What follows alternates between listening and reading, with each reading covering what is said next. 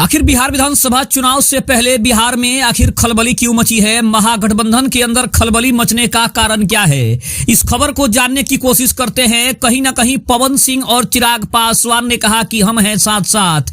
2025 के विधानसभा चुनाव से पहले महागठबंधन के अंदर मची खलबली, दोनों को साथ देकर विरोधियों के पसीने पस्त हो गए। नमस्कार, आप देख रहे हैं आप तक न्यूज। आइए खबर को विस्तार से जानते हैं। उसके पहले चैनल पर नए हैं तो चैनल को सब्सक्राइब करना बिल्कुल ना भूलें।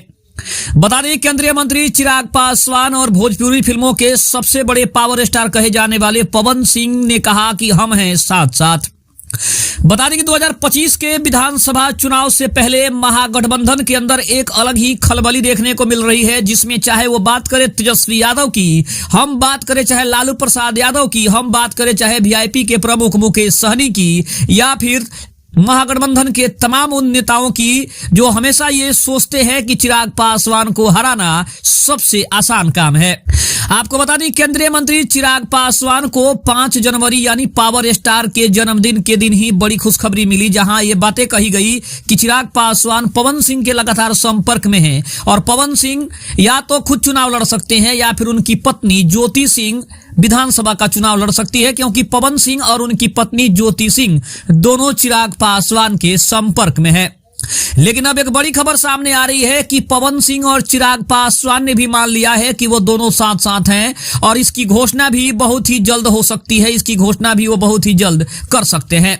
एक तरफ पावर स्टार पवन सिंह जो अपनी लोकप्रियता को लेकर काफी ज्यादा चर्चा में है, तो दूसरी तरफ चिराग पासवान जो युवाओं के दिलों की धड़कन है। युवाओं के अंदर सबसे ज्यादा अगर बीच में कोई लोकप्रिय नेता है तो बिहार में चिराग पासवान के अलावा वो कोई नेता नहीं है जो युवाओं के बीच सबसे ज्यादा अपने आप को लोकप्रिय मानता हो। 243 विधानसभा सीटों पर चुनाव होने हैं। चुनावों की घोषणा भले ही ना हुई हो, लेकिन बिहार की सरगर्मियां काफी तेज है। बिहार के जो नेता हैं, चाहे वो पक्ष हो या फिर विपक्ष हो, दोनों एक दूसरे के ऊपर निशाना साधने से चूक नहीं रहे हैं। चाहे वो हम बात करें एनडीए की, जिसके सहयोगी दलों में मुख्य रूप से चिराग पासवान सबसे ऊपर हैं, उसके अलावा बिहार के मुख्यमंत्री नीतीश कुमार, इसके अलावा बात करें तो जीतन राम मांझी, उपेंद्र कुशवाहा, ये बीजेपी के ऐसे सहयोगी दल हैं जिनके आने से बीजेपी मजबूत तो हुई ही है, साथ ही साथ महागठबंधन की नींद भी उड़ा दी है। इसके अलावा अगर बात करें तो चिराग पासवान ने पवन सिंह के बारे में पहले भी कहा था कि वो उनके छोटे भाई हैं और पवन सिंह भी चिराग पासवान को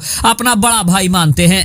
2024 के लोकसभा चुनाव में काराकाट से पवन सिंह ने अपने विरोधियों को पस्त करने में कोई कसर नहीं छोड़ी। भले ही वो चुनाव हार गए, लेकिन एनडीए को उससे सबसे ज्यादा नुकसान हुआ था। अब कहीं ना कहीं इस बात को चिराग पासवान और एनडीए भी मान रहे हैं कि पवन सिंह के अंदर वो क्षमता है कि वो किसी भी प्रत्याशी को पटक नहीं दे सकते हैं।